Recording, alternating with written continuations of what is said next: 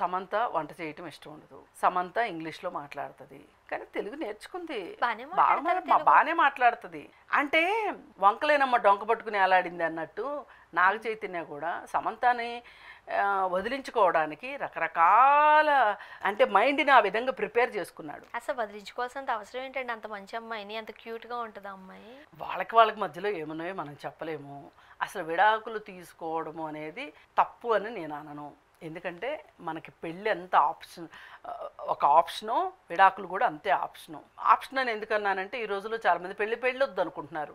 అది వాళ్ళ ఆప్షను, వాళ్ళ చాయిస్. అలాగే పెళ్లి చేసుకోవాలి అని అనుకోవడానికి ఎన్ని కారణాలు ఉంటాయో చేసుకోవద్దు అనుకోవడానికి కూడా అన్ని కారణాలు ఉంటాయి. అలాగే పెళ్లి చేసుకున్న తర్వాత విడాకులు తీసుకోవడానికి కూడా ఆ ఛాన్సు ఉంది మనకి, ఏది చట్టం ప్రకారం. కాకపోతే ఏంటి అంటే మీరు విడాకులు తీసుకోకుండా ఇంకొక ఆమెను వివాహం చేసుకోవడం కానీ ఇంకొకరితో సహజీవనం చేయడం కానీ తప్పు అన్నది కానీ చట్టము విడాకులు తీసుకోవడం తప్పు అని ఎక్కడా చెప్పలే.